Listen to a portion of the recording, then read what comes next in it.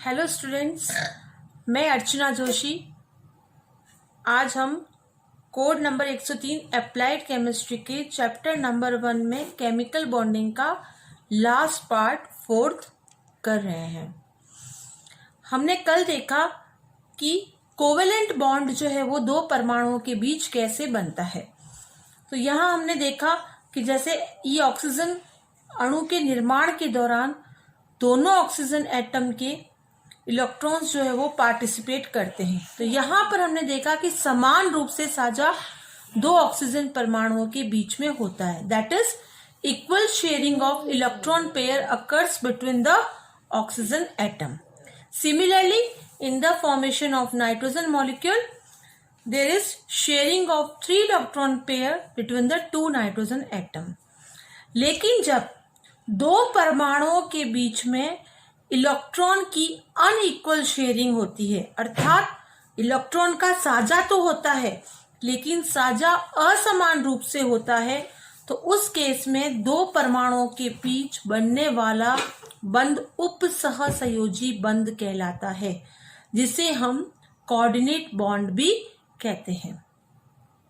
इस बंध के निर्माण में दो परमाणुओं के बीच इलेक्ट्रॉन युग्म का जो साझा होता है उसमें इलेक्ट्रॉन युग्म केवल एक ही परमाणु के द्वारा दिया जाता है। तो यहाँ कोवेलेंट बॉन्ड से क्या डिफरेंस हुआ कि जो सहसंयोजी अर्थात कोवेलेंट बॉन्ड के फॉर्मेशन में दोनों परमाणु एक एक इलेक्ट्रॉन देते हैं, जिससे एक इलेक्ट्रॉन युग्म उन दोनों के बीच में साझे से बनता है। लेकिन यहाँ इस बंध के बनने के दौरान जो पूरा इलेक्ट्रॉन युग्म है, पूरा पेयर, ये केवल एक ही परमाणु के द्वारा दिया जाता है। अतः यहाँ एक परमाणु इलेक्ट्रॉन युग्म बंध बनने के दौरान डोनेट करता है, दान में देता है, और इस परमाणु को जो इलेक्ट्रॉन युग्म दान में देता है उसे दाता परमाणु कहा जाता है। जबकि अन्य परमाणु जो इस दाता परमाणु के द्वारा दिए गए इलेक्ट्रॉन युग्म को ग्रहण करता है उसे ग्राही कहते हैं। अतः इस प्रकार यहाँ दाता और ग्राही के बीच में बनने वाला बंध उपसहसंयोजी बंध कहलाता है। इस बंध में जो दाता परमाणु है उस पर एक अबंधी इलेक्ट्रॉन युग्म उपस्थित होता है। अबंधी या जिसे हम कहते हैं लोन पेयर। ये अबंधी इलेक्ट्रॉन युग्म ग्राही परमाणु के खाली कक्षक को दान में दिया जाता है। तो इस प्रकार उपसहसंयोजी बंध बनने के दौरान जो दाता परमाणु है उसके पास एक अबंधी इलेक्ट्रॉन युग्म है और वह ग्राही परमाणु के उपयुक्त ऊर्जा के रिक्त कक्षक में इसे दान में देता है। अर्थात दाता परमाणु इलेक्ट्रॉन युग्म दान में देता है और ग्राही परमाणु के पास एक सूटेबल एनर्जी का उपयुक्त ऊर्जा का रिक्त कक्षक है जिसमें वह इस इलेक्ट्रॉन युग्म को ग्रहण करता है। अतः दाता परमाणु द्वारा दिया गया अबंधी या एकाकी इलेक्ट्रॉन युग्म ग्राही परमाणु के रिक्त कक्षक में लिया जाता है। अतः उपसहसंयोजी बंध को हम ए एरो बी द्वारा शो करते हैं।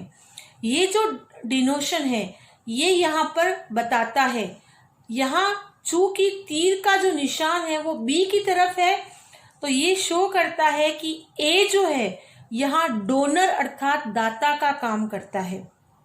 अर्थात इसके पास एक एकाकी इलेक्ट्रॉन युग्म है और तीर का निशान बी की तरफ है, अर्थात बी जो है अपने रिक्त कक्षक में इस इलेक्ट्रॉन युग्म को ग्रहण करता है। अतः ये ग्राही का कार्य करता है। अतः उपसहसंयोजी बंध को इस तरह से दर्शाया जाता है। thus यहाँ ए दाता के रूप में और बी ग्राही के रूप में कार्य करता है। In the previous class we have seen that during the formation of covalent bond, equal sharing of electrons occurs between the two atoms.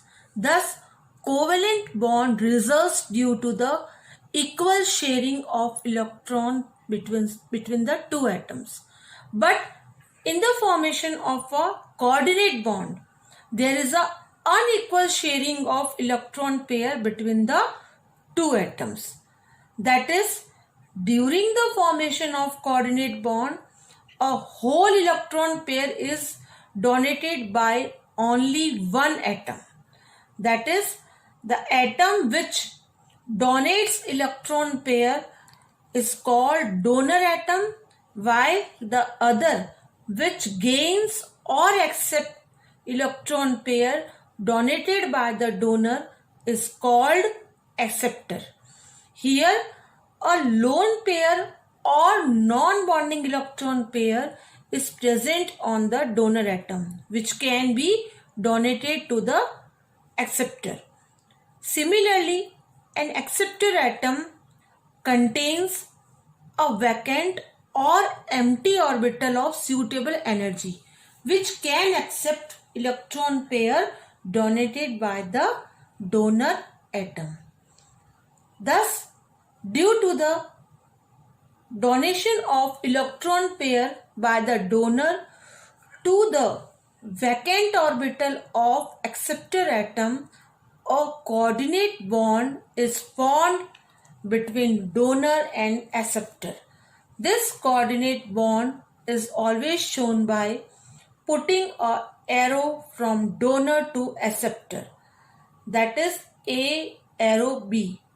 In this denotation, A is a donor while B is acceptor. Here are some examples of the formation of coordinate bond. The first example is formation of ammonium ion. यहाँ हम उपसहसंयोजी बंध बनने के कुछ उदाहरणों को discuss करते हैं. जो पहला एग्जाम्पल है हमारे पास वो है अमोनियम आयन का निर्माण, फॉर्मेशन ऑफ अमोनियम आयन, जिसे हम NH4+ से शो करते हैं. इसका निर्माण अमोनिया और H+ आयन से होता है. अमोनिया जिसका केमिकल फॉर्मूला है NH3 और हाइड्रोजन आयन है H+. यहाँ H+ जो है उसके पास रिक्त कक्षक है, अर्थात वैकेंट ऑर्बिटल है, अतः ये एक्सेप्टर का काम, ग्राही का काम करता है. जबकि अमोनिया का जो फॉर्मूला है यहाँ पर ये इलेक्ट्रॉनिक स्ट्रक्चर ये क्या बता रही है कि अमोनिया के बनने के पश्चात नाइट्रोजन के पास यहाँ पर ये लोन पेयर अर्थात एकाकी इलेक्ट्रॉन युग्म, अबंधी इलेक्ट्रॉन युग्म उपस्थित है. तो नाइट्रोजन के पास जो ये एक अबंधी लोन पेयर प्रेजेंट है, ये H+ आयन के वैकेंट ऑर्बिटल को दिया जाता है, जिससे यहाँ हम एरो लगाकर शो करते हैं. तो ये एरो शो कर रहा है कि यहाँ electrons are donated by the nitrogen to vacant orbital of hydrogen ion. तो इस प्रकार यहाँ अमोनियम आयन का निर्माण होता है, जिसे हम NH4+ से शो करते हैं.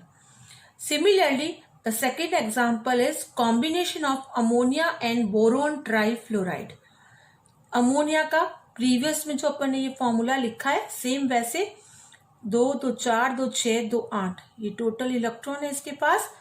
ये जो 2 इलेक्ट्रॉन है ये है इसके लोन पेयर, अबंधी इलेक्ट्रॉन युग्म. और ये स्ट्रक्चर है बोरॉन ट्राइफ्लोराइड का.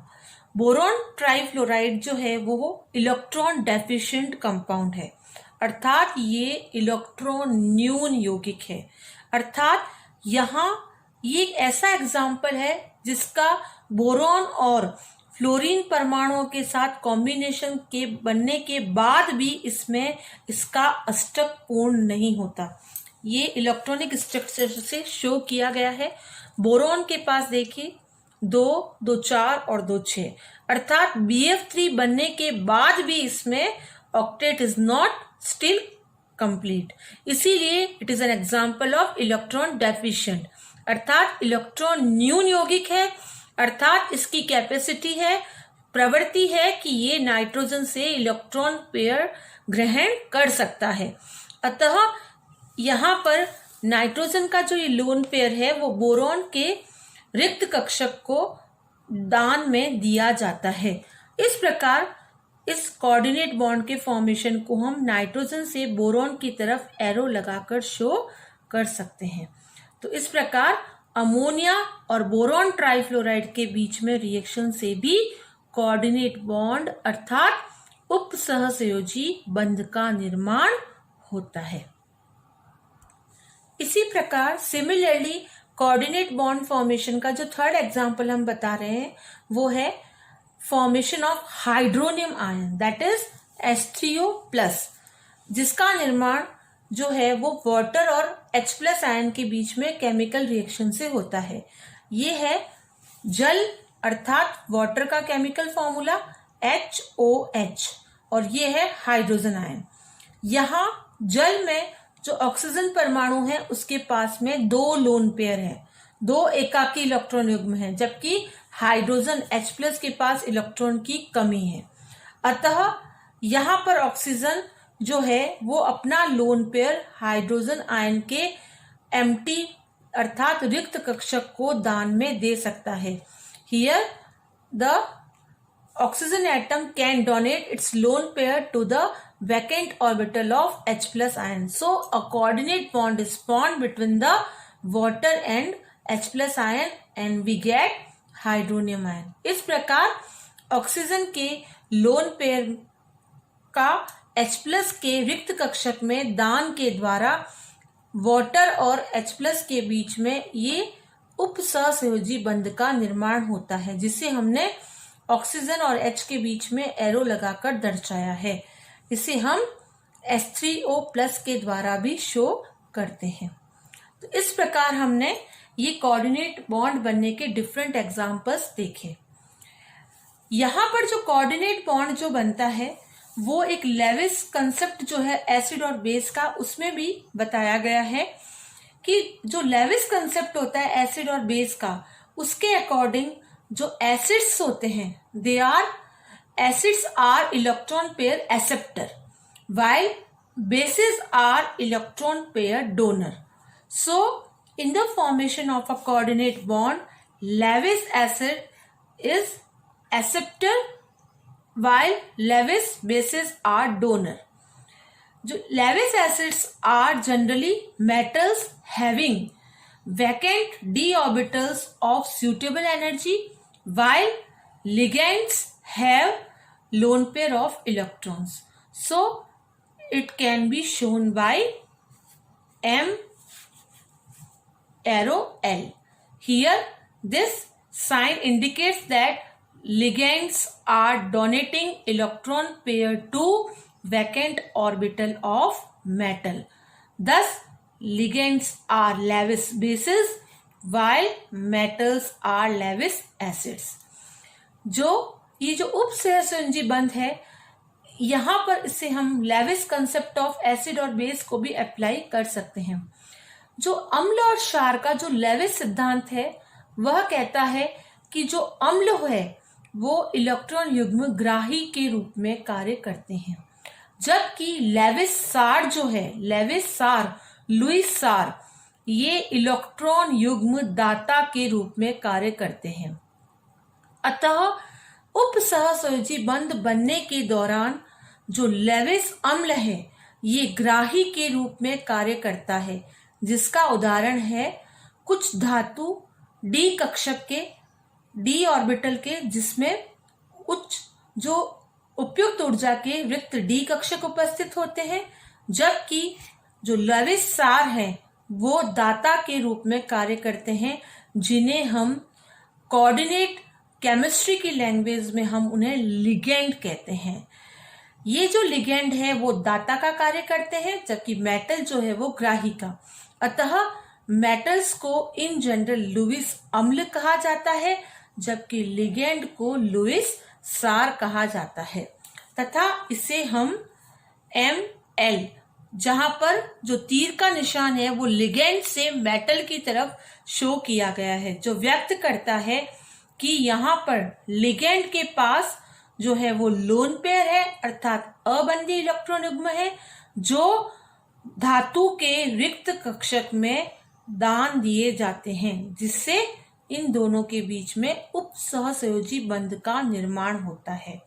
इस प्रकार हमने इस केमिकल बॉन्डिंग में ये डिस्कस किया कि केमिकल बॉन्ड क्या है, कैसे बना।